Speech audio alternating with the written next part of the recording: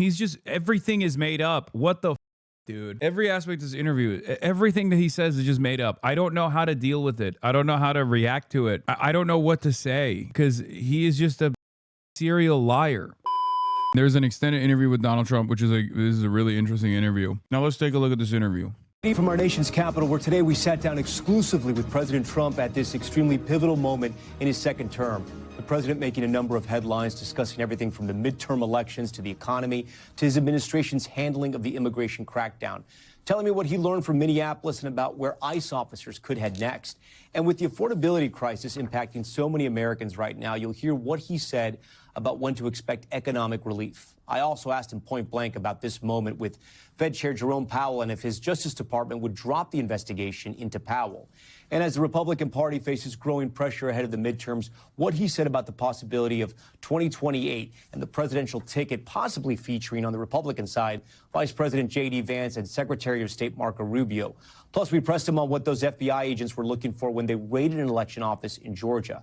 And his warning tonight to Iran's supreme leader after that country's deadly protest crackdown. Also, the surprising response when asked about his relationship with former President Bill Clinton. During our talk, the president pointing out ongoing construction on the White House ballroom, what he said about bulletproof windows and drone-proof ceilings being installed, and if he ever worries about his own safety, plus what he told me about his personal health. But we start with the major breaking news out of Minneapolis tonight. Tom Homan announcing he's pulling hundreds of federal officers out of Minnesota, and that's where our conversation begins. Okay, let's drill down into the news today. That big change on immigration, 700 officers leaving Minneapolis. Did that come from you? Yes, it did. But it didn't come from me because I just wanted to do it. We are waiting for them to release prisoners, give us the murderers that they're holding, and all of the bad people, drug dealers, all of the bad people. We allowed in our country, I say 25 million people with an open border policy for 4 years under Biden and that group, the auto pen group, I call them. We allowed to come into our country people the likes of which no country would accept, and we're getting them out. Yeah. But we've gotten a lot of them out. So crime now in Minnesota, crime now in Minneapolis is down. Crime in all cities is down. And you know why it's down? It's down because of us. It's down in Chicago by 25%, despite the fact that we are always dealing with these people, and they happen to be Democrats, that don't know anything about crime prevention. Mr. President, speaking of Minneapolis, what did you learn? I learned that maybe we can use a little bit of a softer touch, but you still have to be tough. These are criminals. We're dealing with really hard criminals. But look, I've called the people. I've called the governor. I've called the mayor, spoke to them, had great conversations with them, and then I see them ranting and raving out there, literally as though a call wasn't made. We've done a great job everywhere. The only place there's been a little inflammation has been, really, it's not Minnesota, because we've done well with Los Angeles, too. There's been others. Yeah. Well, I saved Los Angeles. The top law enforcement officer, right at the beginning of my term when they were having riots, before me and it carried into me. If I didn't go in there with the National Guard, with troops, you wouldn't have the Olympics, which I got the Olympics. You wouldn't have the Olympics in Los Angeles. And he said, without the president sending in the troops, we would have lost Los Angeles. Yeah. And you know what? I saved Los Angeles. And we will do it again if we have to. And by the way, we're going to have a very safe Olympics. And we're going to have a very safe World Cup. Speaking of Minneapolis, after the shooting of Renee Good, you said ICE made some mistakes. What were the mistakes? Well, look, I'm not happy with the two incidents. It's not, it's both of them, not one or the other. He was not an angel, and she was not an angel. You look at some tapes from back, but still, I'm not happy with what happened there. And nobody could be happy, and ICE wasn't happy either. But I'm going to always be with our great people. Bro. American fascism has evolved to a degree where they are unironically looking at a white lady and a white man and treating them like a black teenager. I never thought we would get to this point, okay? Let's keep it $150 here, guys. The He Was No Angel is like a famous application, a postmortem application for police shootings involving black teenagers. Michael Brown was no angel, right? That's where it was most famously used. And now, even if you're a white guy opposing the administration, you are also getting hit with the no angel territory. It's incredible. Law enforcement, ICE, police, we have to back them. If we don't back them, we don't have a country. If we don't back them, you're going to end up, look, Washington, D.C. was a very unsafe place to be. You couldn't walk to the White House. You couldn't walk to a restaurant. Restaurants were closing. I inherited not only a mess with the country, I inherited a horrible, very dangerous capital. Do you know Washington, D.C. is now an extremely safe place? You see what happened. You're here a lot. When you mentioned Renee Let me Good, ask you, Tom. yeah. You're here a lot. Yeah. Would you have walked down the street a year and a half ago with your family? No. But today you can, and nothing's going Come on, man. Just say yes, bro. Come on. What are we talking about here? to happen. You mentioned Renee Good and not Al and Alex. Don't skip that, man. What do you mean? No, Washington, D.C. wasn't walkable until you National Guard down? That's crazy. Freddie's not being angels. Do you think any of that justified what happened to them, though? No, I don't. It should have not happened. It was a very sad, to me, it was a very sad incident, two incidents. And, you know, they mentioned the one now, they don't mention the other. Well, I think they were both sad. And, you know who feels worse about it than anybody? The people of ICE. They're strong, The people of tough ICE. Yeah. people, and they have to be tough because we're dealing with hardened criminals. Right. We're dealing with people, you know, jails have been emptied into our country from all over the world, from Venezuela, where we had great success, you will admit, but from Venezuela, from the Congo in Africa, from all over the world. Jails, the jail population was emptied into our country. If we don't have strong people,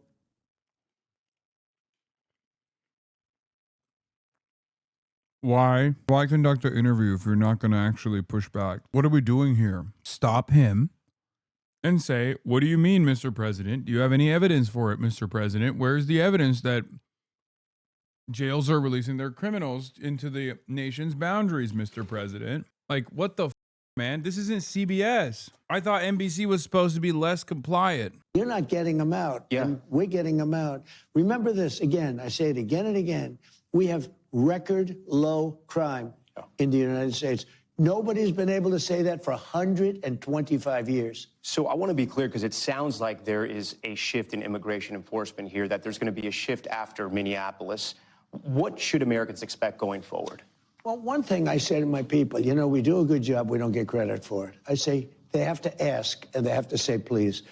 When a city is Who going has to ask and who has the to say mayor please? or the governor, I don't want to go and force ourselves into a city, even if their numbers are terrible. Like, for instance, I got a call from Jeff Landry, governor of Louisiana. He said, we have a big problem. Could you go in and help us with well, let's see, certain sections. I mean, to be honest with you, certain sections of the state, beyond their famous, beautiful city, certain sections of the state. We have done, not only in New Orleans, we've done a really great job in Louisiana, but I was called. I want to be called. Chicago, we could solve the Chicago crime. Well, on that question, which cities are you headed to next? We have 5 cities that we're looking at very strongly, but we want to be invited.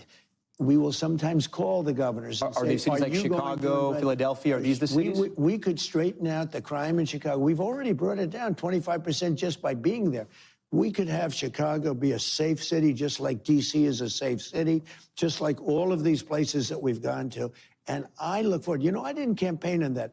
I campaigned on law and order, but I didn't think I'd be going into individual cities and making them safe. Anything else you can tell us about the 5 cities? The 5 cities, anything else? So Americans are ready? We'll be announcing them very quickly, but we could do something. As an example, I was called by people. San Francisco said, please, we have a Democrat mayor. He's trying very hard. Would you, friends of mine that live there, it's got crime problems. Would you let him do the job and not come in? Let's see how it works. I said, look, I can do it much quicker, much faster. Don't forget, we remove criminals. We took over 2,000 hardcore criminals out of Washington, D.C. Every criminal removal that has taken place has happened within the prison system. ICE does not go out, conduct investigations into crimes, and process like criminal warrants or anything like that. At most, they will try to go to local jails and get people who are charged, not convicted, charged with a crime. But as far as like actual convicted criminals, Yeah, they get them from the prison because that's where convicted criminals are, in prison. If we didn't do that, 2% of the people create 90% of the crime. Think of that, 2%. So you have a criminal, because it's over and over again, 2% create 90% of the crime. We took out 2,000 people, more than 2,000 people out of Washington, D.C., and we now have a safe city. You, as I mentioned, you've had success on immigration. Illegal border crossings are at historic lows, right? You know, it's so nice that you said that. But if you look at the... Tom, what you just said. It's true. No, but it's so nice. I hope you air it. It's so nice what you said, because that's called good reporting. That's called fair reporting. Now give me the second part. Now let me give you the second part of the question. But if you look at the polls, most Americans say they don't like how you've handled immigration, right? Especially what's happened in Minneapolis. How do you change their minds? Well, I don't believe the polls, for one thing, because how can you not have... I saw a poll in the border where I'm at 55%, okay? The polls show that Americans aren't against the deportations. It's the handling of immigration. You know, polls, it depends on the way you ask the question. I saw a poll in the border, I'm at 55%. Well, how can I only be at 55% when everybody agrees that the border is totally, beautifully closed and nobody's coming in unless they come in legally, et cetera. It couldn't be better. I should be at 100%. I don't believe the polls. And some polls... I should be at 100%. I should be at a 100% approval rating on the border. He wants to be a dictator so bad, dude. Not to get like real libbed up here, but there's honestly no other way to interpret this. This truly puts into... this truly puts into proper framing his like genuine admiration for Vladimir Putin and shit. I've often wondered what it's like why authoritarian leaders do like silly things to make themselves appear a certain way as though they are beloved by large majorities of the population, if not the damn near entirety of the population. And I'm seeing it. It's just like so petty. It's so stupid. You are not tapped into the conservative mind virus like you used to be. I mean, I could show you polls where I'm polling at 69% popularity and some polls where I have one at... We'll ask the White House to share that with us. Yeah. 71%. And then I have polls where I'm at 44% and 42%. The polls are almost dishonest, almost as dishonest as some of the reporters themselves. Yeah. But I'm getting very good polls. I'm getting very good polls on crime prevention, on law and order, and on the border. I have to. And I'm starting to get great polls on the economy, which I think is... The polls on the economy they're not great. They should be great. They should be. So why aren't they, if you believe that? I don't know. I don't know. I mean, look, I've got... Americans tell us, we hear this. I mean, we're going to get into the economy later, but I mean, they tell us they don't feel it. Just so you understand. Yeah. I have $18 trillion being invested into the country. Biden had less than $1 trillion for 4 years, and the whole country was going to credit. You know, when does America feel it? You know that if they won that election, and we won in a landslide, you know, if they won that election, this country was... I think it was finished. I actually think it was finished. You would have had people, instead of 18 coming in, 18 trillion, you would have had $10 trillion leaving. I think our country, I think we would have been Venezuela on steroids. I have a question about immigration still looking forward now. Your goal during the election was to deport everyone who came here illegally under President Biden. Is your mission now to deport everyone who came in illegally, or just people who have come in illegally who have also committed additional crimes? We are totally focused on criminals, really bad criminals. Now, you could say people that came in illegally are criminals, but I'm talking about murderers from different countries. We have 11,888 murderers that Biden and his group led into our country. We've captured a lot of them. We've brought some of them back. This is so funny. Like... every part of the immigration conversation that happens on the mainstream, on both sides, is just built around whatever lie Donald Trump is claiming. Okay? Once again, this is an abject lie. Okay? It's just made up. The idea that, like, ICE is actually tackling crimes of this sort is a lie. The idea that, like, Biden didn't actually criminally prosecute, Biden's DOJ didn't criminally prosecute murderers if they're undocumented immigrants is, like, such a laughable lie that I don't even know how to describe it. Like, if you truly believe that, you have the brain of a baby. Actually, even a baby would be like, goo goo gaga, I saw Paw Patrol. I'm pretty sure if you're a criminal, like, you're going to jail, right? Doesn't really matter. And despite the fact that this is this lie requires you to not have object permanence. This lie requires you to have the brain of a child. Many Americans seemingly have that brain. And I think it's a massive problem with mainstream media that they don't like address Trump's ridiculous statements here. Okay. There's no world where like mainstream media goes, wait a minute, Mr. President, you're saying that like Joe Biden released criminals into the wild when these criminals happen to be of immigrant background? Like just simply asking for evidence, is that too much? Can we just ask for evidence? A lot of them we don't want to bring back because we don't trust the country that they're not sent back again. Yeah. Despite how strong the borders are, Yeah. they'll figure You a just way keep to saying, try and yeah. get in, and we don't want to, and we'll incarcerate them. But 11,888 murders. Yeah. We are after those people. We're after the drug dealers. Right. We are after, by the way, a big problem. They Yeah. allowed to come Right. into our country. Yeah, right. Might as well say, yeah, base, brother. What is this? Is this a Asmongold interviewing the president? Like, what's happening here? Yeah, based. People from their mental institutions, people from insane asylums. Your company is tanking, bro. Please get back to the office and stop this vacation. Who are you talking to? What is this a reference to? I don't even understand. Are you talking about Donald Trump? Oh, you work at Amazon. Yeah, that's true. Amazon is tanking. My vacation? What vacation? That's so funny. I'm literally currently I'm working. This is what I would be doing at home, and I'm doing it here instead. Yeah. That are mentally ill and very dangerous. We're getting them Right. out. Joe Rogan was one of your biggest endorsers in 2024. He said Oh my God. Even this is stupid, but whatever. This will get clicks though. understands that Trump's the president's sort of plan to For the record, chatter, people are telling you to take your meds on YouTube. Hey dog, hey big dog, where'd you get that sick shirt? Clayton Swisher gifted it to me. Are you guys hiring at your work? No. people here who are here illegally. But he also understands why critics compare ICE officers to the Gestapo asking people for their papers.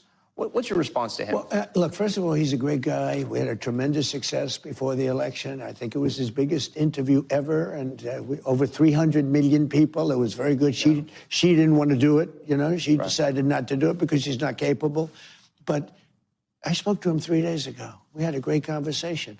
And all I'm doing, I have to keep... Did he the mention country this to you? Did you guys talk about this, the ICE a little enforcement? bit. Just had a good conversation. I think he's a great guy, and I think he likes me too. Yeah. And, you know, liking me isn't important. What happens is that I think we do a phenomenal job, but I don't think we're good at public relations. What does that mean? You've said that a couple times now. What do you mean by that? We don't sell the great job that we're doing. Look, we have the safest Is that country. your staff? Are those your staffers? Excuse me, people from your persuasion, somewhat left, to a job on numbers. It just came out that in 125 years, we have the safest country. The best crime numbers since the year 1900. Yeah. That's a stat. Yeah, we know That it's was true. way before my father was born. Right. Think of that. And yet, then you talk about crime, or you talk about this, or you talk about that, and the poll numbers aren't that good. People, we don't do a good public relations job. That's why I'm doing the interview with you today. We appreciate I'm trying to it. help my people. You know, PR, public relations. I will say Donald Trump has diminished. I do legitimately believe that his brain processing power has gotten worse. Like, this is a reduced Trump. His interviewing skills are worse in general. He rambles even more than he used to, and he used to ramble quite a bit. There is definitely a Brandonization taking place here. Speaking of your people, you're never afraid to shake up your team. You've said that you're okay with shaking up your team. Do you still believe in Kristi Noem to deliver on your vision of immigration? Look, she was in charge of the border. The border's closed. I mean, everybody gives me A+ on the border. The border was a disaster. People were pouring into our country. But what about the They enforcement? don't even try and come up now. You know the beautiful thing? The caravans. I think I came up with that name. Thousands of people, 25, 30,000 people in a group. You know who sent them? Their countries. They sent the people that they didn't want. Not only criminals, people that didn't want to work hard, etc. They know who it is. They sent them into our country. We have nobody coming in anymore. We have very good. You just asked me, Kristi, we have the best crime numbers that we've had in 125 years. I think she's doing a very good job. Again, public relations. She's not getting credit for the job that she does. Let's move to the economy now. And excuse me, Yeah, what is yeah. sad, though, and it is, We had the two incidents, the two primary incidents in Minnesota. So, and you shook up leadership there. You brought Tom Homan in. Yeah, I did. And Tom is great. Tom is a superstar. But you do thousands of arrests. You arrest thousands of the worst people. You arrest the drug dealers. I mean, we had drug kingpins. We had murderers. Thousands. No incident. We bring them back to their country. Two people. It's bad. I hate it. I hate even talking about it. Two people out of tens of thousands, okay? And you get bad publicity. Nobody talks about all of the murderers that were taken out of our country. They don't talk about... but it was two Americans. They don't talk about we have the smallest drug... Brother, you guys put a new rule in the rule book that allows you to literally deport someone for being suspected of committing a crime, any crime, with the Laken Riley Act, because Laken Riley was murdered by an undocumented migrant who was arrested, jailed, and then deported. What do you mean? Just two people in the process of deporting people. Come on, give me a break. Let me a couple people. Come on, guys. And now it's bad PR. As an example, we've been very tough on the waters, and soon, pretty much overall. But if you look at the waters where we knock out boats, each boat that we knock out, we save 25,000 American lives. We're doing a job like nobody's ever seen before. I just got to... Please follow up on that. The administration is currently being sued by the families of the victims. I mean, it'll most likely go nowhere because it's the American government that assassinated them, unfortunately.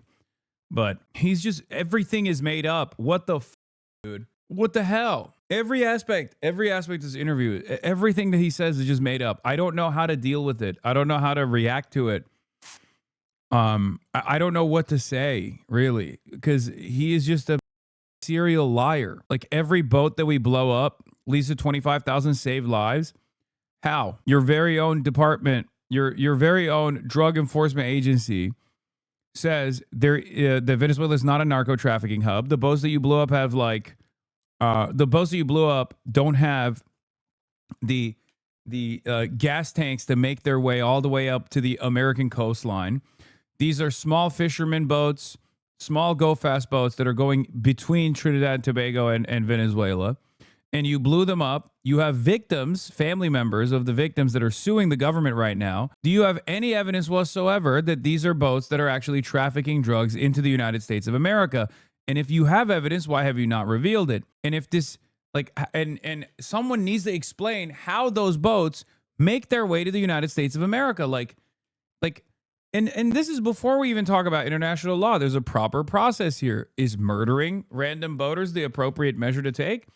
Or doesn't the Coast Guard have apprehension techniques beyond lobbing hellfire missiles at random boats, or like drone striking random boats from afar? If these are drug traffickers, isn't it more beneficial to actually overtake these boats and apprehend the drug traffickers inside of these boats after conducting a proper investigation? All of these are normal questions that a normal adult should be able to ask the president. I think one of the funniest aspects of this conversation, or the speculation around whether or not he has dementia, is that if he does actually have Alzheimer's or dementia, which I think is likely, for those of you who don't know how Alzheimer's works, I have a lot of people in my family that had Alzheimer's. Okay. There is a very funny outcome here. Possible outcome for Alzheimer's, which is a devastating illness. Okay. One where your brain stops producing new information or producing new memories. And you're locked into one specific period in time. It would be kind of funny if Donald Trump got locked into the Jeffrey Epstein time period in his brain and his capacity started deteriorating.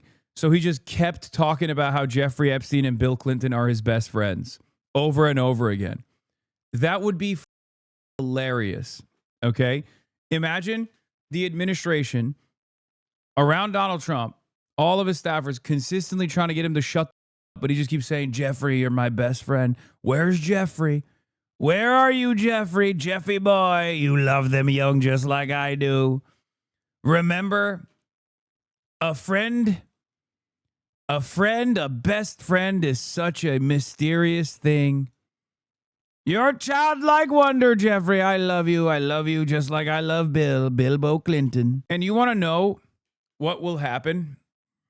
I'm locking it right now.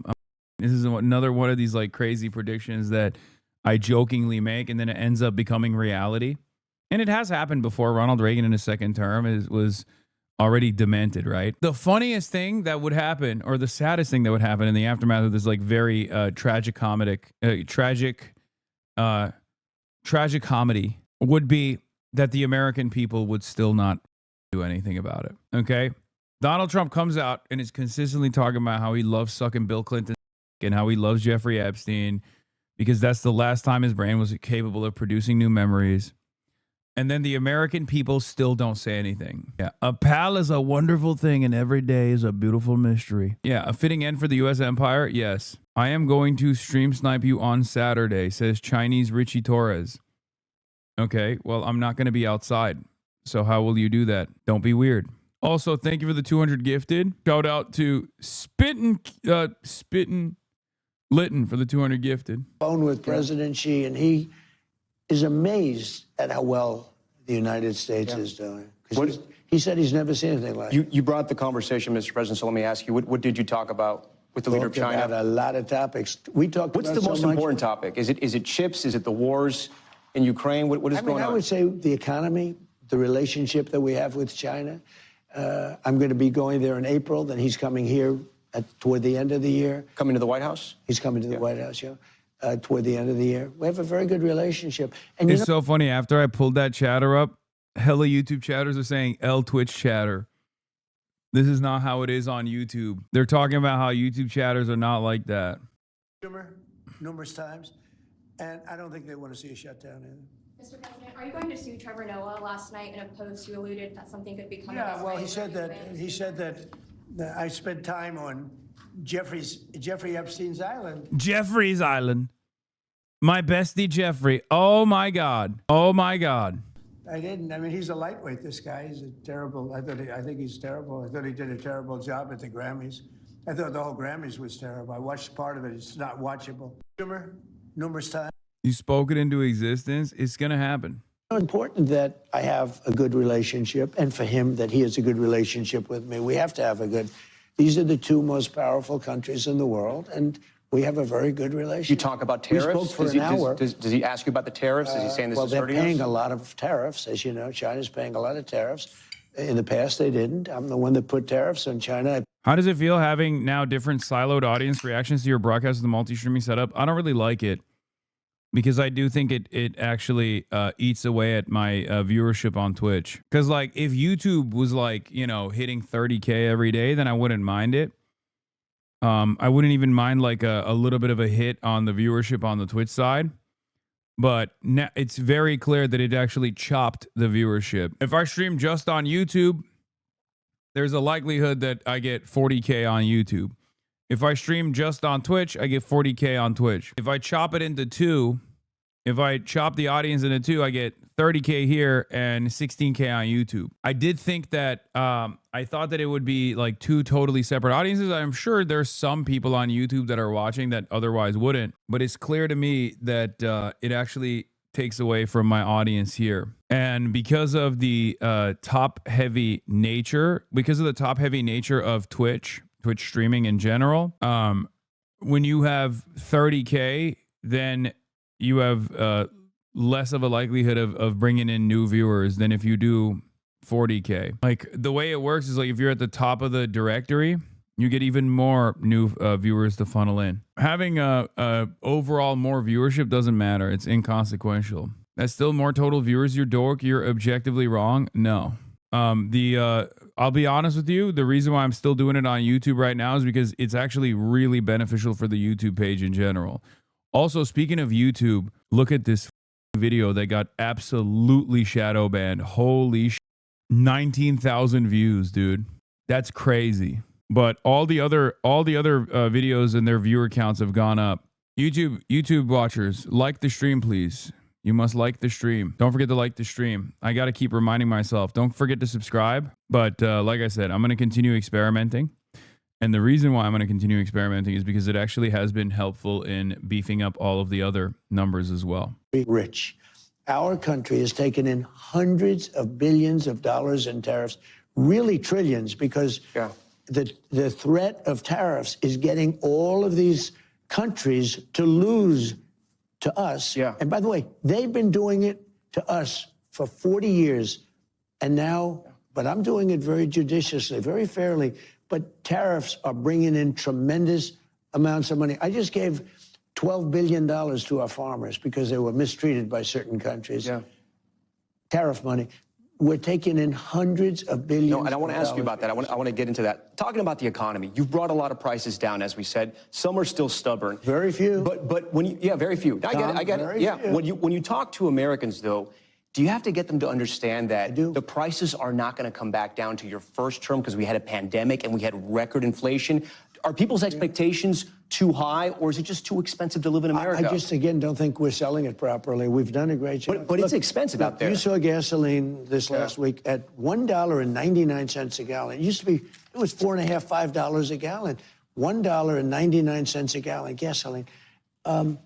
I think we've really bring it. I mean, I don't expect them to be much higher. Now, there's a natural inflation. But they're never going to go down to that first term. I inherited the worst inflation in the history of our country. It was through the roof. Now, you will say it wasn't in history, it was 48 years. You know, there's a theory that was, I say it was the worst. But whether it's 48 years, I inherited the worst inflation in the history of our country, and now we have almost no inflation.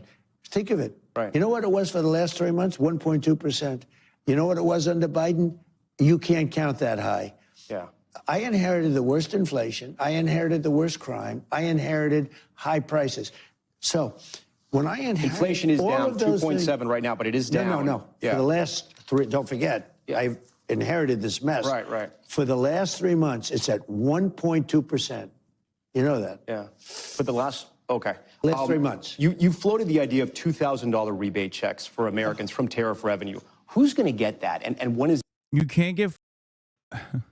Dude, you can't lose a war of attrition to a guy who shits in his diapers, okay? Under no circumstances can a 90-year-old dementia patient is out yapping you, okay? You're young, you're virile. What the hell is going on? He just keeps going, yeah.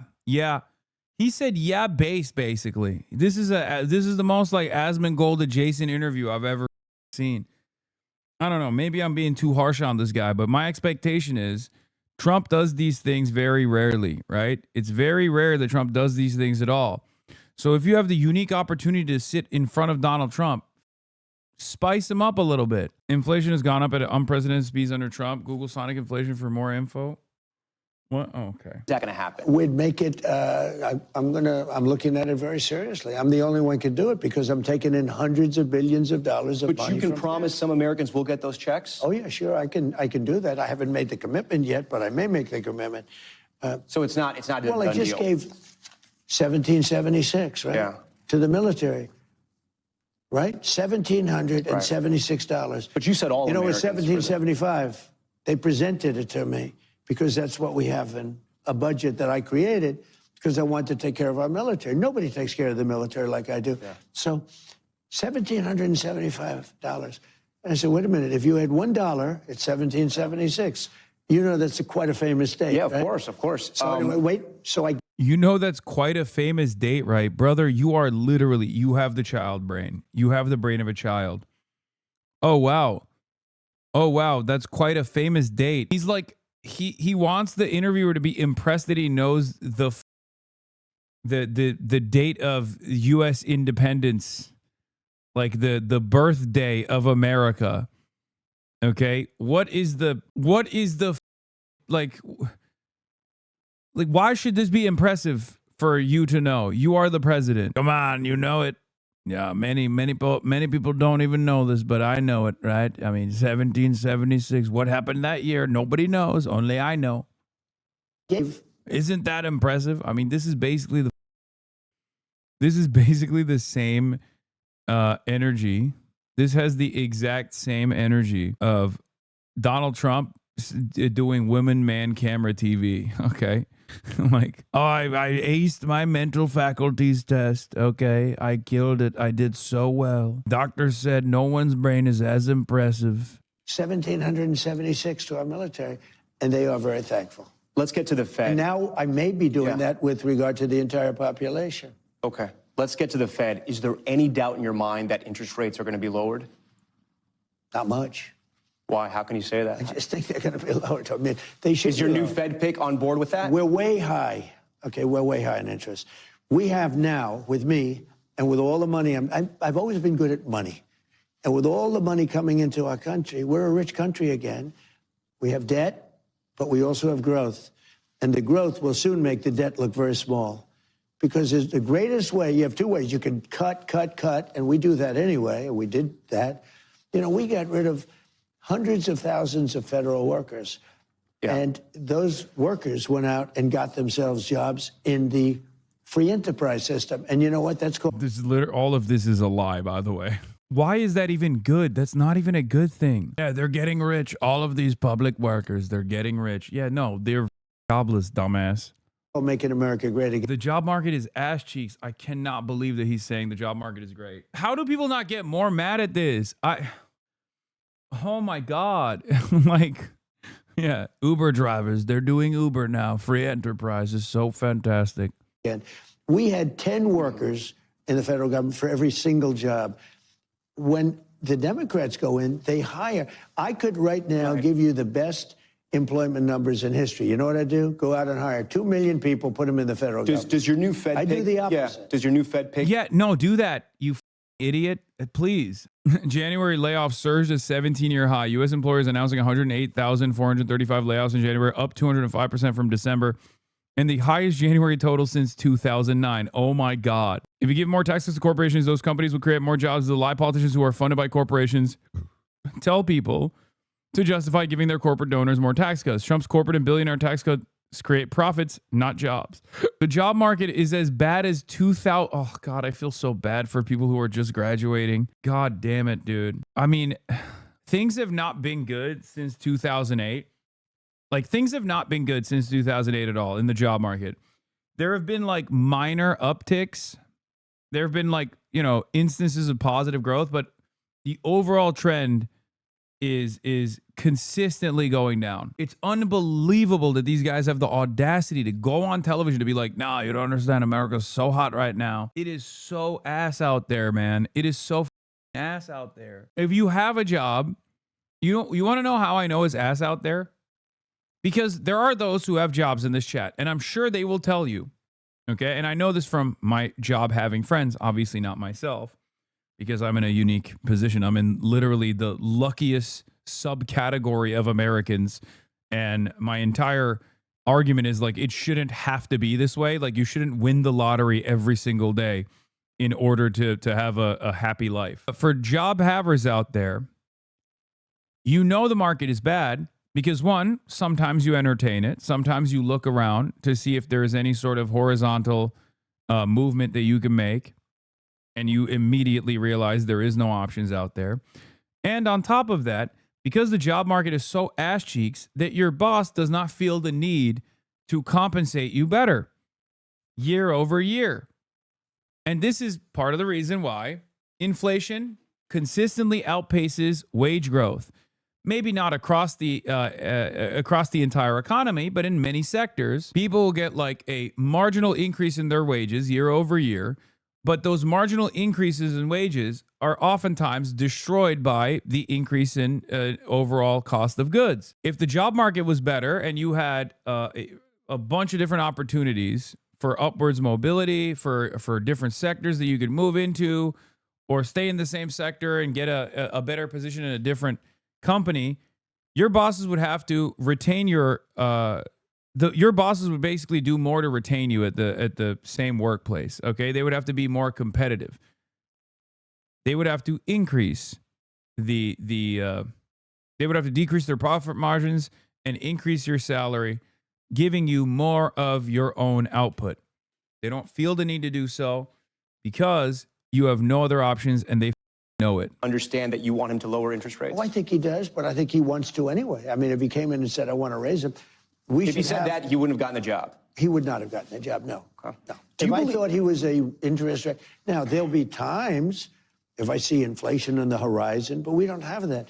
We have low inflation. Remember, Yeah. 1.2% inflation in the last 3 months. We have I legitimately picked the worst time to jump into freelance video editing in 2022. I've been actively applying for full-time jobs since April of last year. 900 plus job applications sent, not a single interview, even for stupid shit like retail or Whole Foods. I've had an easier time getting a job in 2009, fresh out of high school. I've never been more cooked. I'm in tech, and I knew it was bad when recruiters aren't reaching out at all anymore. Graduated in 2023, and it was already shit, says a YouTube chatter. It's so crazy that these guys straight up look at the current job market, look at the current economy and say, and have the audacity to say it's awesome. I guess for Trump, the reason why he's saying that is because he knows a lot of rich motherfuckers. The only people that are doing well in the current economy are Donald Trump's butt buddies, people who are on the Epstein list. But what do you mean things are going so well for all of my best friends? Now, of course, not one of them, Jeffrey, I lost them. We lost a good man in 2019, believe it. But everybody else, they're doing so well. They're doing so well. low inflation, and we have tremendous growth. You haven't had these numbers like this. We have, think of it, low inflation, great growth. All I have to do is one thing, easy, get down the interest rate. Do you think the Fed chair answers to you or is an independent body?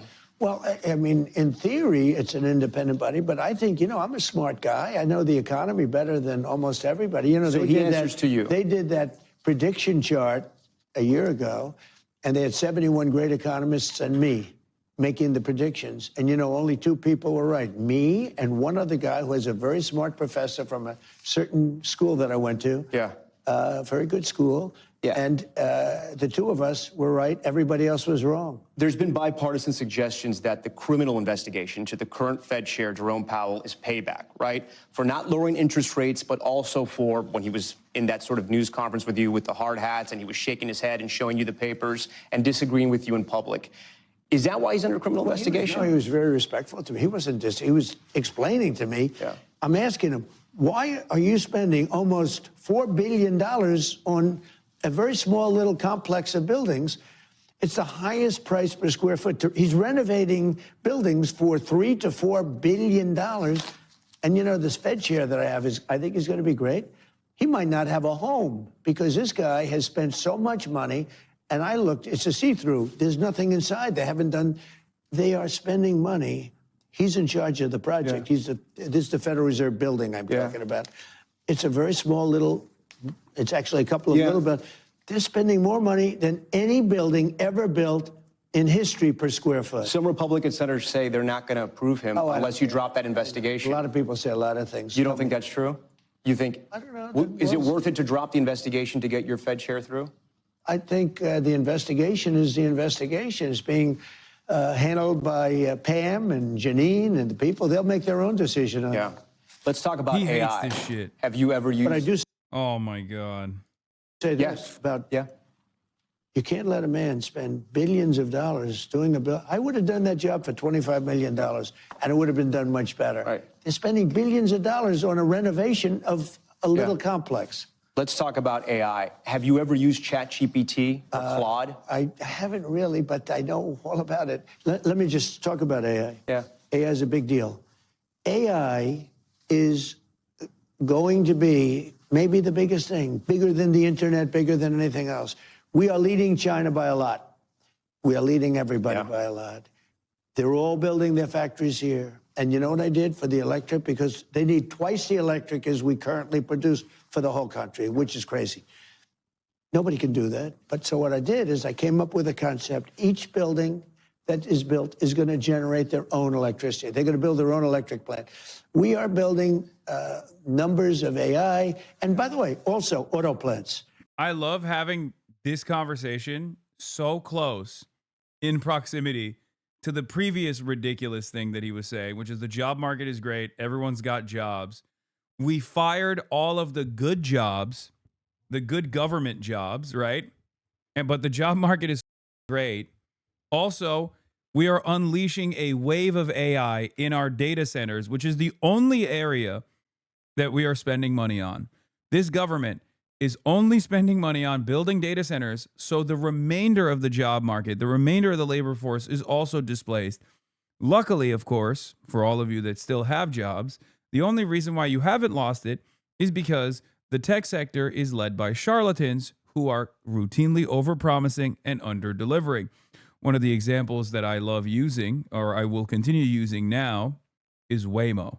Did you guys see the the Senate hearing that took place, the congressional hearing that took place on Waymo, where the dude basically admitted that they got like the Philippines driving the cars around? Fantastic stuff. The only reason why your jobs are not being placed by AI is because the AI tech is just not there for many of these sectors. And when pushed, these guys will just be like, yeah, okay, we got some people.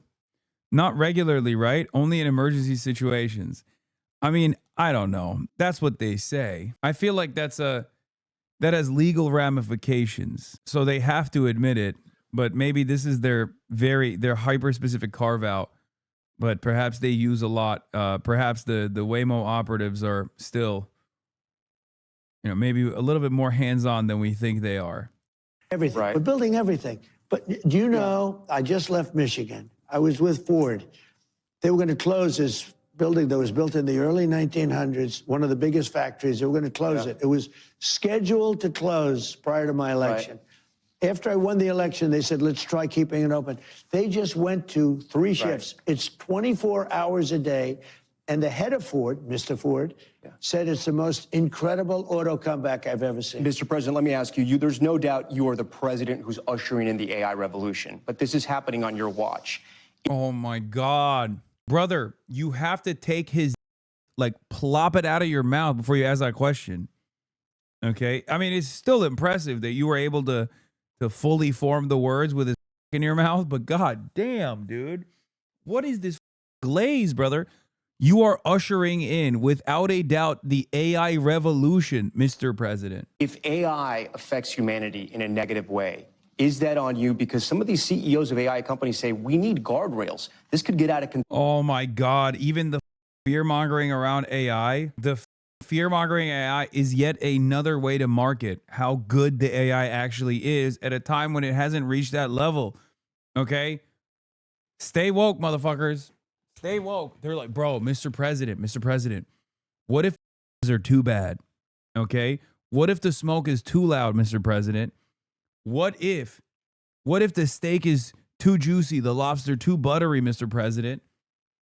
Get the out of here, dude. Like, at most, in the near future, the highest likelihood of catastrophe that comes from AI will be displacing the existing labor force with a significantly worse tool, so that all of these profit seekers, these parasitic capital owners, get to offer a substandard and oftentimes hazardous service, but they engage in tremendous cost saving. Okay? I think with the AI revolution, or what the AI devolution will look like, really, more and more people will hopefully understand that the initial Marxist analysis of capitalist economy was correct. Labor is the most malleable aspect of the productive force. Labor is the most malleable aspect of commodity production, and therefore, it's the only one that they can apply pressure on. Okay? This is the reason why these capital owners are desperately looking for new and unique measures of displacing the existing labor force. AI is incapable of producing the results of real human beings, especially for the time being. Now, that might be better in the future, right? For the time being, for the next decade or so, I don't think we're gonna see massive leaps. It's not my Zin that fell, it was my phone. So the conversation around catastrophe, imminent disaster, should revolve around AI's displationary mechanism, not displationary of the existing labor force, not around AI being too smart and then killing people or some shit. It's also going to be counterproductive for capital. Varoufakis wrote about this, but he's not alone. As the workforce is displaced, people do not have the income to purchase the goods and services they used to create, and that means profits fall. So it's another collective action problem. Yeah, no, exactly. Of course. Massive cope, brother. Hasan is right. Bad take. AI is a huge threat. False. No, it's legit to fear it. Hasan is right in some things, but not this. No, I think you're misunderstanding what I'm saying. Do I think that like AGI would be devastating for mankind? Absolutely, if AGI actually existed. I'm saying in the next 10-year runway, I don't predict that we will reach AGI. I don't think that we will have true artificial intelligence. What we will have instead is artificial intelligence capable of duping human beings into falsely believing that it's truly artificial intelligence. It's already happening all the time. Plenty of normies fall for bait with regular frequency. Like they'll be like, oh my God, we put a bunch of AI in a social media platform and they gain sentience. And it's basically just the guy directing the AI to convince other people who are reading to believe that it has sentience. And then everybody goes, oh my God, it has sentience, I think. That's literally what this is right now.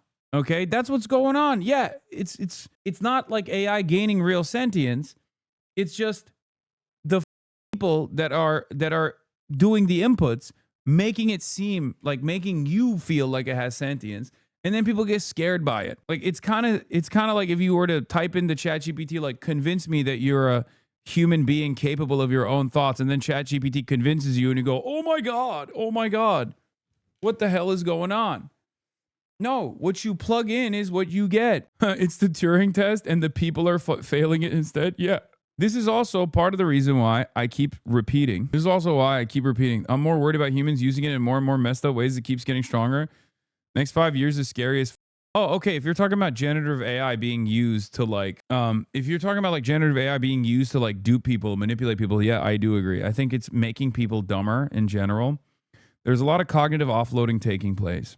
But outside of the cognitive offloading that's taking place that I think is genuinely making people dumber and dumber year over year, there's also the capacity to dupe the now dumber population with, simple trickery. I do agree with that. But what he's saying, what the tech leaders are talking about is like how terrifying AI will be once it reaches like true sentience as an independent thing.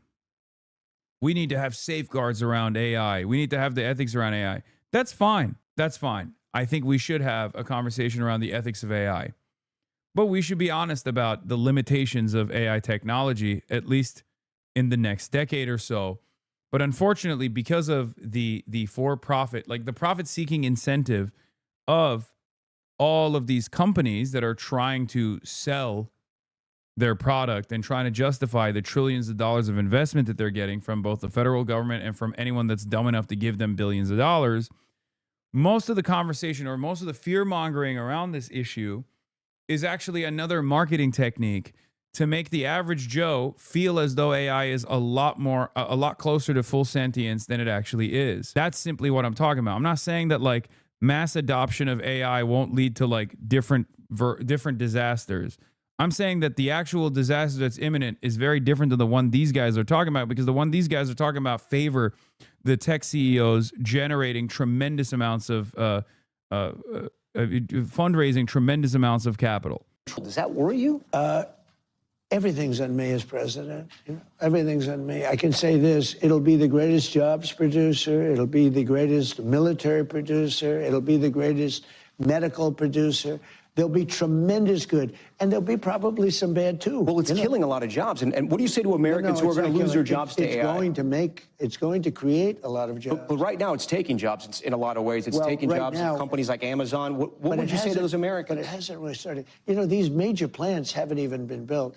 What you're going to but Mr. President, AI has already started to take jobs because the technology is there. So we have, it's just announced, more jobs right now occupied in the United States of America than at any time during its existence, 250 years.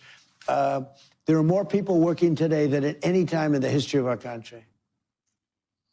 Pretty good stat. That kills that question. Yeah, we have to look it up. That's a good answer. That kills that question. Mr. President, there's widespread concern that AI is going to wipe out a lot of jobs, manufacturing jobs. They said the internet was going to do, everything was going to do, robots are going to kill jobs, everything's going to kill jobs, and you end up, if you're smart, doing great. Okay, you are close with the Ellisons, who are trying to stop a merger between Warner Brothers, Discovery, and Netflix. This deal could change the makeup of the media as we know it. Are you personally going to get involved in that deal? I haven't been involved. I must say, I guess I'm considered to be a very strong president. I've been called by both sides. It's the two sides. But I've decided I shouldn't be involved. The Justice Department will handle it. Okay. In what way? Just looking at it to see if it's regular? regular? Make a decision. I mean, there's a theory that one of the companies is too big and it shouldn't be allowed to do it, and the other company is saying something else about, you know, they're knocking. But you're not going to interfere, even though you're close with the Ellisons. They're beating the hell out of each other, and there'll be a winner. Okay, let's talk about the midterms. You've recently suggested nationalizing elections. What do you mean by that? And I didn't say national, I said... Oh, yeah, this is my theory as well. It's one that I talk about quite a bit. I'm still convinced by the primary function of AI is to shift liability to an unblameable entity, like Grok just started making CSAM all by itself. Exactly. That's why it's most commonly used in places like that, whether it be Israel's targeting system, so they can just go, well, it was just the AI targeting. It wasn't human beings targeting the people that we were killing on the kill list. The kill list was populated by the AI, or... It's best used by United Healthcare, for example, when they are denying coverage to people that desperately need it. That way, it's not a human being, because a human being is, one, not fast enough to process that many requests, and two, a human being might accidentally feel empathy and go beyond the parameters dictated by the company that want to max out on the profits. See what I mean? There are some areas in our country that are extremely corrupt. They have very corrupt elections. Take a look at Detroit. Take a look at Philadelphia. Take a look at Atlanta. There are some areas that are unbelievably corrupt. I could give you plenty more, too. I say that we cannot have corrupt elections. If we have to, if they don't straighten it out. As an example, voter ID. Why don't the Democrats want voter ID? You know who does want voter ID? Democrat voters want it, but Democrat politicians don't. Why don't they want it? Because they want to cheat on elections. Can you imagine if I were a politician and they asked me, do you want voter identification? And I said, no, there's no way you could win that debate. But even the Democrats don't want voter ID. If they don't want voter ID, that means they want to cheat. We can't allow cheating in elections. Now, if we need to put in federal controls as opposed to state controls. Remember this, they're really an agent. They're really accumulating the votes for who wins an election. If they can't do it honestly and it can't be done properly and timely, then something else has to happen. Will you trust the results of the midterms if Republicans lose control of Congress? I will, if the elections are honest. Look, I want the last one that wants to complain. I just had a great election. They say one of the greatest elections, you will agree, ever. Won all 7 swing states, won 84% of the counties in America. That's why the map is all red. We just had a great election. I believe there was cheating. I think there was cheating. Well, speaking of counties, what are you doing in Fulton County? It was too big to rig. Speaking of counties, what is happening in Fulton County? I'm not doing anything, but the FBI went in because it's been under I guess, review for years. The cheating that took place in Fulton County and in that particular nobody knows what's in the warrant. What are they looking for? Find out. Look, why would anybody be upset that they went in and they got the ballots, I guess, right? Yeah. Again, they did this. That's been under review and under investigation for 4 years. And now they got a court order. You know, they got a court order signed by nobody knows what the evidence is. A respected but liberal judge signed a court order allowing them to go in and pick them up. Well, you're going to know what the ballots say because they're right now inspecting the ballot. I'm not involved in it, but they are inspecting and checking the ballot. Why is Tulsi Gabbard there? I don't know, but, you know, a lot of the cheating comes from it's international cheating. You have people, they say, from China trying to... You put this on True Social. Do you think... Just wait. In the next 5 years or so, if we ever even move back into the renewable energy sector, which doesn't seem like we will, or EVs at all, which, again, doesn't seem like we will, you will see America, due to Chinese manufacturing, what China had done to Western IP. Okay. China has already surpassed the United States of America in not only the efficient, streamlined production capacities, but also on technological innovation in many sectors. Most of it is in the renewable side, from solar panels and other different like battery technology, but certainly on the car manufacturing side. The technology in China is now far superior to the tech coming out of the Western world. This is a fact. People can get mad at me for saying this. People can say I'm wrong, but it is just the truth. So what you will see in this upcoming decade will be Americans stripping Chinese technology for its parts, only to try to comprehend exactly how those parts were put together and trying to rebuild it in their own facilities. Okay? Of course, the Chinese development, lol, no, bro, you have to know how to read to do that. By then, it's not going to be a thing in America. Okay, that's funny. It's ironic because we talk about automation in the production side and the utilization of AI in the production side. And China is also at the top of the game when it comes to developing robots too. Robotic tools on the assembly line are still going to come from China. That's already what Canada is doing. China legally requires foreign companies to enter into joint ventures with Chinese companies that allow them to learn from and reproduce from, at the time, superior Western manufacturing. With the New Deal in Canada, Canada is doing the same, putting Chinese in joint ventures with Canadian. Yes. So even when these guys talk about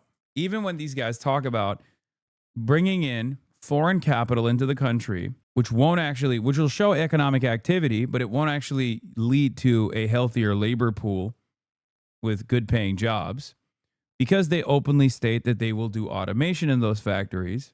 So the number of job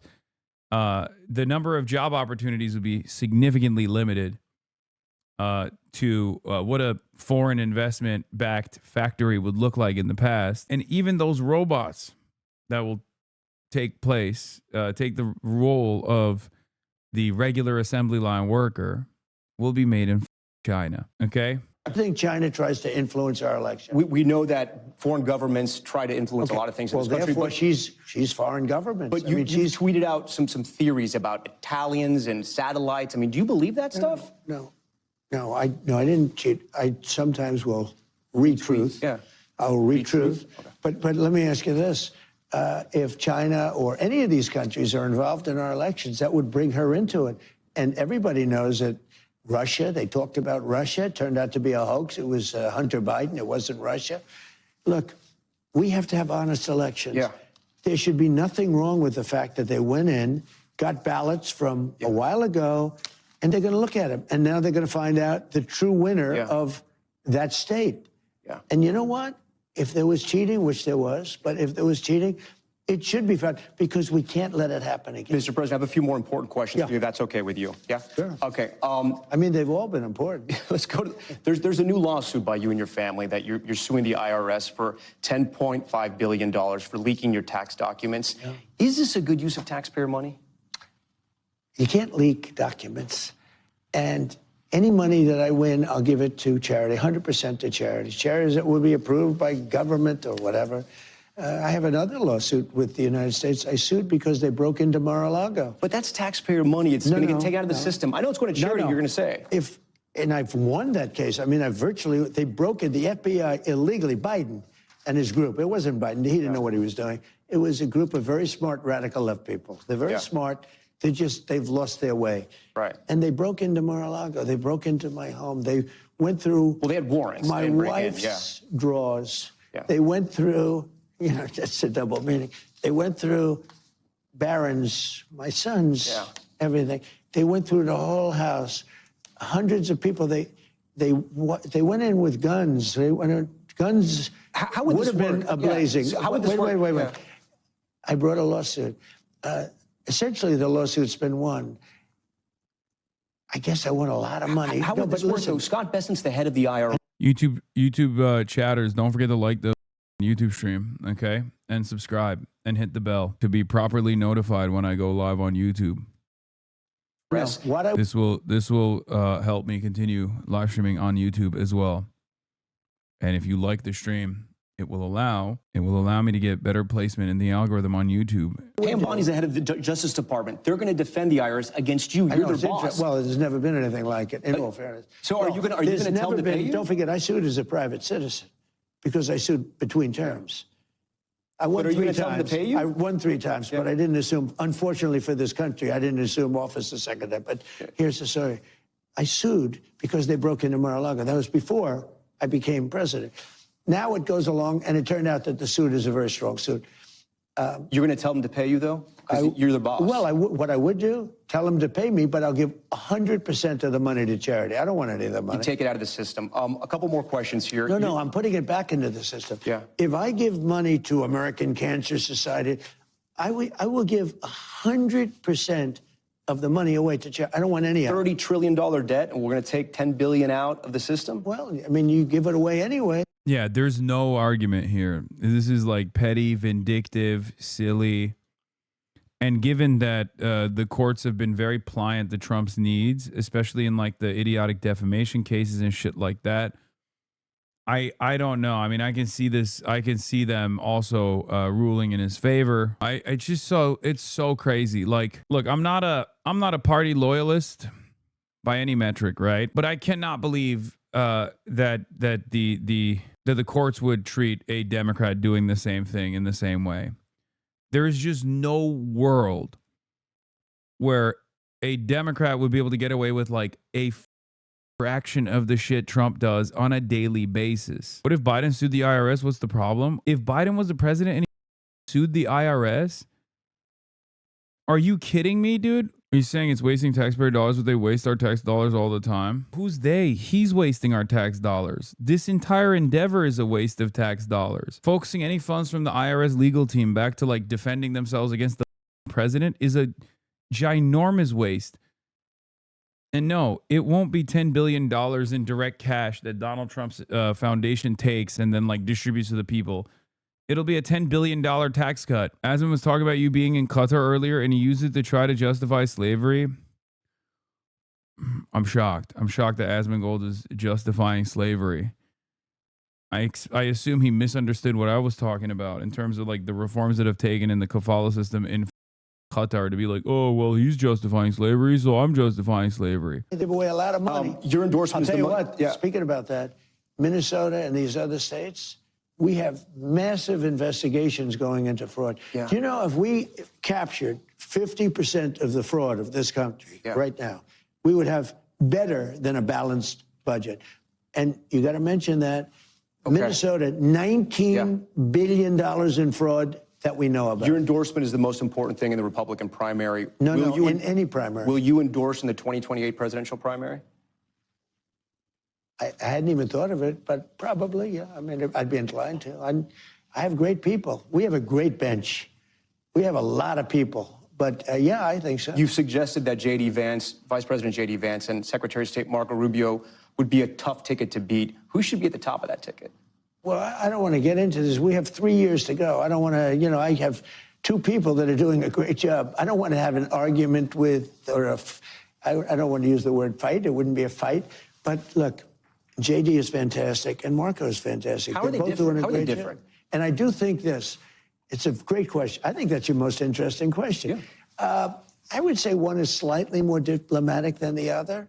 I think they're both of very high intelligence. I mean, they will do shows. They will do Joe Rogan as opposed to the opponent not doing it because they couldn't handle it. They will be able to do whatever they have to do. I think there's a difference in style. You can see the style yourself, but they're both very capable. I do think the combination of J.D. and Marco would be very hard to be beaten, I think. But you never know in politics, right? They say, in the age of Trump, you never know. Yeah. On January 21st, 2029, do you see any scenario where you are still president? I don't know. It would be interesting. But wouldn't it be terrible if I agreed with, if I gave you the answer that you're looking for? It would make life so much less exciting, right? It would be so much less exciting. But I only do this for one reason. Make America great again. And that's what we're doing. Yeah. We're making America great again, greater than ever before. Our country is greater than ever before. We're a rich nation. We're taking in hundreds of billions of dollars in tariffs from nations that took advantage of us. They thought we were stupid. They thought we were fools. They laughed at us. You know, people were laughing at us 1.5 years ago. They laughed at this country. They're not laughing anymore. They respect us. And I get along with them. They respect us. Mr. President, I have pages and pages of questions, but they're telling me my time is up. I thank you for your time. We'll do it again. Thank you. Mr. President, thank you. That concludes the sit-down portion of our extended interview with the president. Right after this break, we'll show you our walk and talk in the Oval Office, where we discussed Iran, the Clintons, and the president's own health. Stay with us. We're back now with a special edition of Top Story following our exclusive sit-down interview with President Trump. We immediately continued the conversation where he showed me some of the Oval Office, but we also discussed important topics like Iran, Cuba, and his own health. Here's that conversation in its entirety. This room had almost no pictures up. Yeah. And these pictures all came from the vaults. Yeah. And they're magnificent. I mean, I think they're magnificent and all, you know, first run, top of the line stuff, but mostly of presidents. We have a couple with Ben Franklin, but I think he qualifies, right? Ben Franklin's pretty good. Is there any one you ever kind of hone in on where you're thinking deeply about anything, about an issue? Is there one you look at? Maybe all of them. They're so different. George Washington, and you have Jefferson, and I took Ronald Reagan in. Gave me place of honor also. Did a great job. But Honest Abe Lincoln. Who do you have up here? I mean, these are big ones here. That's Ulysses S. Grant, George Washington. Here we Okay, I don't care about this. This is such an honor, but all I know, I'm walking down, and everyone's screaming, "Goat, goat." I said, what are they talking about? I hope they're right. Not for me, but for the country. Because if I do a great job, that means the country is doing well. You're building the new ballroom. We hear about this new arch you're building, the Garden of Heroes as well. God. You're building a lot of things that are going to cement your legacy. Are you also doing this so the country never forgets you? No, I think we need glamour brought back to our country. We need prestige. We need beauty brought. I mean, in addition to everything else, we need strength. We need all of those things. Like I'm doing an arc, a triumphal, they call it a triumphal arc. 57 cities have arcs. Yeah. We're the only major important city. Washington, D.C. should have maybe the first arc. Yeah. We're doing one that will be more magnificent and larger than the Arc de Triomphe in Paris. I would say the Paris Arc is probably the most... stunning. It's incredible.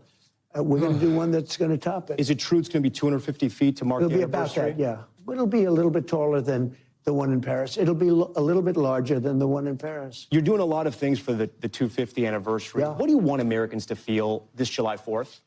Strength, victory, security. You have a secure country. We've done so much militarily. We have a great military. I mean, you saw Venezuela. That was the people, the general that was in charge, he lived. He said he's never seen anything like it. They were all ready. You talked about the weapon, the discombobulator. What is that? Discombobulator. Well, I'm not allowed to talk about it. What does it do? Let me just tell you, you know what it does? None of their equipment works. That's what it does. Everything was... How does it... It was my name. I'm very proud of the name. Everything was discombobulated. It was, you know, practically a shot wasn't... You know, they were ready. Right. And when we came, I mean, they couldn't do anything. You saw this on the video. You could tell. Tom, it discombobulated everything. Nothing worked, even including humans. Well, let's put it this way. We lost no equipment in a very strong... And they're good fighters, great fighters. In a very bad environment... It was a military base, the biggest in South America, in a very, because the house was in a base in South, in a very, very tough environment. We lost no men and we lost no equipment. The discombobulator just knocked everything. Well, it did something. It did something. Did Delcy Rodriguez work with you guys before that raid? I can't talk about that. I mean, I don't talk about. Do you trust her? Well, so far she's done a great job. I mean, so far she and all of the people that are working with her. Remember in Iraq, they got rid of everybody. They had no generals, they had no people, they had nobody to run the government. Turned out to be a mess, and that's where ISIS came from. You know, that's where ISIS came from. Came from the military and all the people. They formed ISIS. It was handled very badly, but this is handled very well. Do you think the Cuban government will still be there the current leadership will still be there by the end of your term? Well, Cuba, now you're asking a different question. Cuba's in big trouble. Humanitarian aid is going to have to be sent there. They're in big trouble. It's a disaster. They got their money from Venezuela. They got their oil from Venezuela. They turned the oil into money, et cetera, and there's none of that happening anymore. They're in big trouble. We are Do you talking. think that government is still there, though? Do you think that government lasts? I don't want to say that, but we are talking to Cuba. You're talking to Cuba. You know what? Look, we have tens of thousands of people that were forced out there here. They voted for me, 94% Cuban population, previous Cuban population. Now they're Cuban Americans. Maybe they go back. Maybe they want to go back. They're going to have that choice. But for years, they've been talking about this happening. Now it's happening. We are talking to Cuba. We want to open it up to those people that want to visit. Even, I think most people, when they hear they want to stay here, I hope that's true. I hope we're not going to lose them. But they're going to have options, and they're going to be able to go back, Tom, and see their loved ones, see their family, their friends. Should the supreme leader in Iran be worried right now? I would say he should be very worried, yeah. He should be. As you know, they're negotiating with us. I know they are, but the protesters have said, where are the Americans? You promised them we would have their back. Do we still have their back? Well, we've had their back, and look, that country's a mess right now because of us. We went in, we wiped out their nuclear. So if I didn't take out, we have peace in the Middle East. Yeah. If I didn't take out their nuclear, think of it. If we didn't take out that nuclear, we wouldn't have peace in the Middle East because the Arab countries could have never done that. They were very, very afraid of Iran. They're not afraid of Iran anymore. We wiped out those beautiful B-2 bombers. One's right over there. Those beautiful little model. Those beautiful B-2 bombers went in and they hit their target, every single bomb, and obliterated it. And because of that, they were going to have a nuclear weapon within 1 month. Yeah. Within 1 month, they were going to have a nuclear weapon. Yeah. That was a big threat. That they're not going to have it anymore. But now, if we obliterate it, what's the deal about? I mean, if there's no more, are they trying to restart the nuclear program? Well, I heard that they are, and if they do, and I let them know, if they do, we're going to send them right back and do their job again. So your understanding is they tried to restart it, and that's why you're threatening force? They tried to go back to the site. They weren't even able to get near it. There was total obliteration. But they were thinking about starting a new site in a different part of the country. Okay, then why is there an Iran denuclearization agreement that's supposed to take place literally starting tomorrow? If you already obliterated their nuclear sites, their capacity to enrich uranium, and also their stockpile of already enriched uranium, why is there even a denuclearization agreement that is taking place right now? I guess you already blew them up. So which is it? Did you already blow them up and you're just simply using a fake reason to go back and fight Iran? Or did you not actually blow them up and you're trying to get them to play ball? But let's be real, I think it's a bit of both. I think that they didn't actually blow up the facilities or actually take out the enriched uranium. But they are also using this as an opportunity to go back and strike Iran one more time, despite the fact that the regional leaders are begging Trump not to strike Iran, okay? They are begging Trump not to strike Iran and destabilize the region further. I happen to believe that Israel also has different opinions on striking Iran. There are definitely a lot of people in the Israeli government that want to strike Iran, but there are very real concerns about how effectively the American naval assets will be able to protect Israel. Why would you defend Iran? What do you mean? For a million different reasons. Number one, there are civilians living there. Number two, I don't believe that turning Iran into Libya or Syria is going to be a good thing for the 90 million people that live there. Number three, I think having Iran remain stable is good for the entire region rather than a destabilized Iran that will be good only for Israel and very bad for the rest of the region. Hassan isn't allowed to not play devil's advocate. Rome wasn't built in a month. It takes time. Why don't you defend the Kurds? I do defend the Kurds. I defend the Kurds all the time. What the hell does blowing up Iran have to do with defending the Kurds? Will it be better for the Kurdish Iranians if America blows up Iran? Is that what your argument is? Channel 12 broadcast. The level of concern in the Israeli security establishment over Iran's missile arsenal has escalated.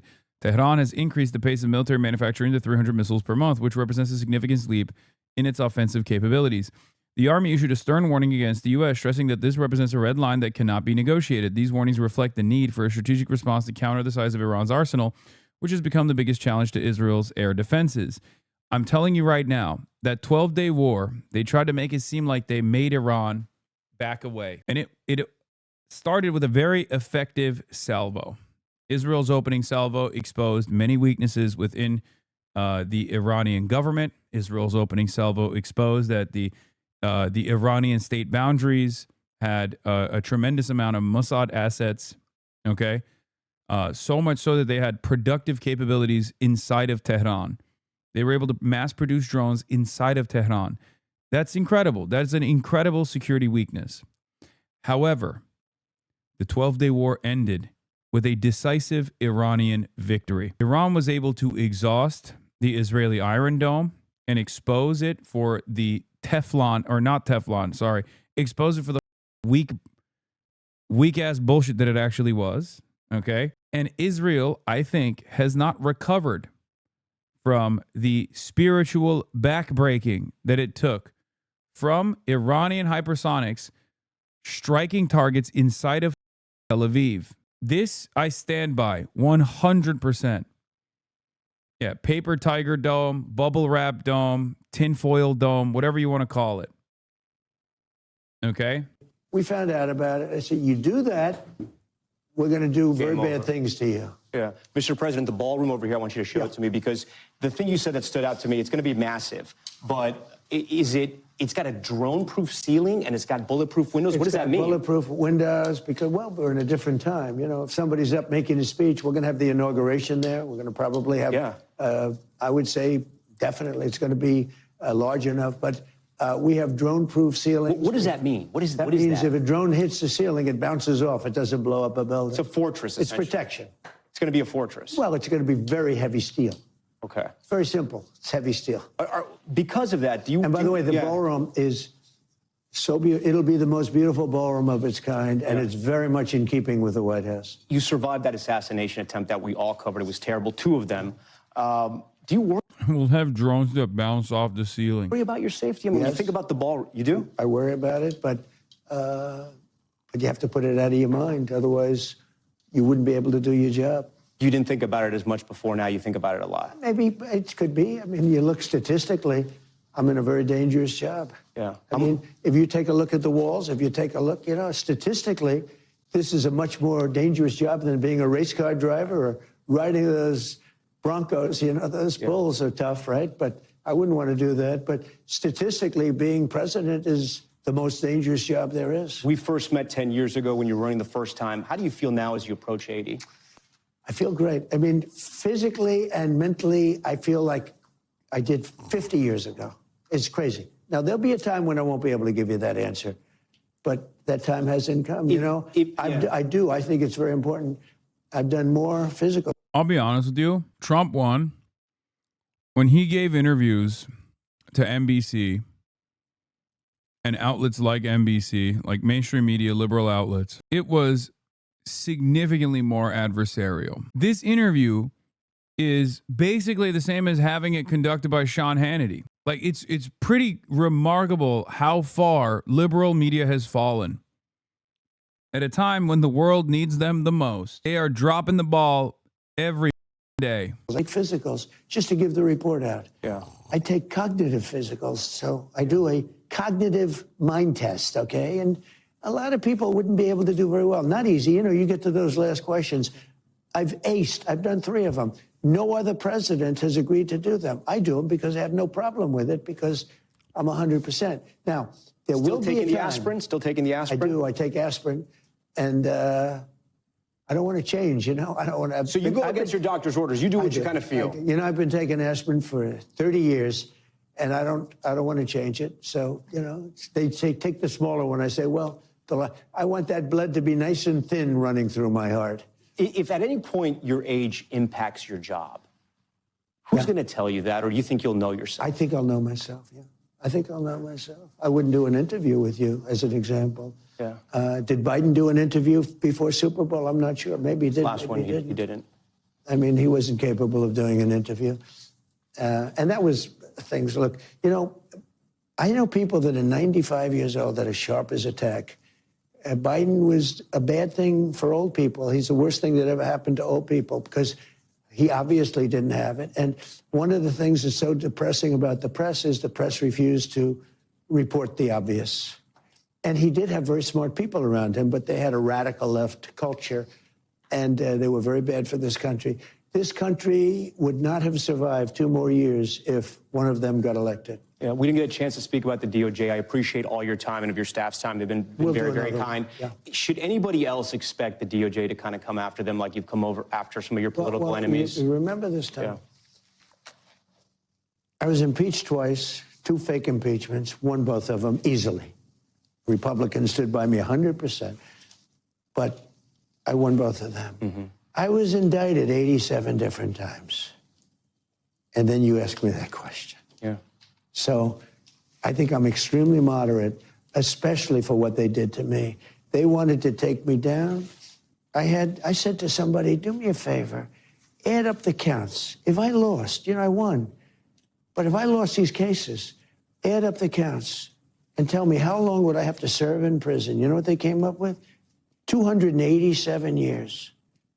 I said, I better win. In your mind, that calculation means it's okay for the DOJ to go after your political enemies? No, it isn't. And I could be involved. You know, I'm the chief law enforcement officer of the United States. I could be involved, but I'm not. I don't choose to. But when they say to me, oh, you're going after people, I got indicted all of those times. It's 287. One of my least favorite, not least favorite, like one of the biggest, one of the things that annoys me the most that this administration does, and Trump is the king at this. Republicans are always very good at it, but Trump especially is good at this, is consistently blaming liberals for doing things that these guys actually do with regular frequency. Oh, there's lawfare. You did lawfare to me, so now I have to do lawfare tenfold, while simultaneously claiming that you did lawfare and I'm not doing lawfare now. But if you accuse me of doing lawfare, it's actually for good reason. The Democrats actually had a backbone. You would be in jail for January 6th, okay? And that wouldn't even be lawfare. That would just be the law. I hate this. I hate it when Israel does it. Yes, shatters are saying it's Israel coded. It is Israel coded. It's one of the more annoying parts that this administration communicates. I can't stand it. I despise it. It's such an annoying trait. Unbelievable. 10 years in jail, they were willing to put. You know, they asked me a question yesterday at the press conference about Clinton because of the testimony, the Epstein thing, which turned out that I have nothing to do, and they did, about Epstein. And they said, do you think it's terrible, what, you know, with the subpoenas and everything, and they're disobeying the subpoenas? And I actually said, it's a shame. You have an ex-president, and you have, you know, the president's wife and Secretary of State. And I said, it's a shame. It is a shame. NBC News broke the story today. I don't know if you saw it, that the Democrats are already saying, if you bring President Bill Clinton and he has to testify, we're bringing President Trump. What do you say to that? I think they might say that, you know, but they've already brought me. See, I've been brought. They had me indicted many, many times. Many, many times. They didn't do that to Clinton. Do you think if the Democrats win in the midterms, at least one House of Congress, they're going to try to impeach you? Well, you know, I've done a great job as president. They say I've had the best first year of any president in history, and I think I have. If you look, I settled 8 wars, biggest tax cuts ever. Right now, we have more under construction with the factories, the car plant. Yeah, that's what they say. Everyone's saying that. That's so real, man. The best first year of any president. Incredible. They're all moving back into the country. They were stolen from us over. Yeah, the Attorney General is the chief law enforcement officer, not the president. The doofus, yeah. And the Attorney General, I mean, it's laughable to say this, but the Department of Justice is supposed to be a separate entity, not commanded by the administration at all. Very funny to say stuff like that nowadays, especially considering that the Attorney General is Trump's former defense attorney and the Deputy Attorney General is also a former Trump defense attorney. Major conflict of interest. Once again, if Democrats did some shit like that, Republicans would be losing their goddamn minds. God, I hate how weak the Democrats are. They're such cowards. They're such... Oh my God, I wish they had some backbone, dude. What an embarrassment. 4-year period. They're all coming back from Germany, from Canada, from Mexico, from Japan. I think I had the greatest first year that we've But had. you think they may come after you again? Well, they'll find something. Like I did an interview with you, and because I did the interview, let's impeach him or something. Anything out there that Americans are going to be surprised about that you're going? Yeah. I'll do it. They shouldn't do it. And that's one of the things. I didn't do it for that reason, but it bothers me that somebody's going after Bill Clinton. See, I like Bill Clinton. I still like Bill What do you like about him? What? I liked his behavior toward me. I should have waited. Remember what I said earlier? I like Bill Clinton. He's my friend. His brain only forms memories from a certain period of time when he was a Democrat and he liked Bill Clinton and he hung out with Jeffrey Epstein. It's happening. It's already happening. Oh my God, it's happening. Oh my God. Oh my God. Perhaps the funniest outcome of this entire thing is Donald Trump turning around and talking about how Bill Clinton is the best because his dementia-riddled brain can only remember memories from that period of time when he was Jeffrey Epstein's butt buddy. I thought he got me. He understood me. You know, he was the one that said very famously that you don't want to run against Trump when there were 18 people. It was 18 people, including me. I call him Bubba. Bubba, he's got such a long meat. I love Bubba's meat. And he kept telling them, you don't want to run against Trump. Run against anyone. Don't run against Trump. And Hillary sort of laughed at him. Former Vice President Kamala Harris is reactivating. Boo. But also, Kamala Harris is relaunching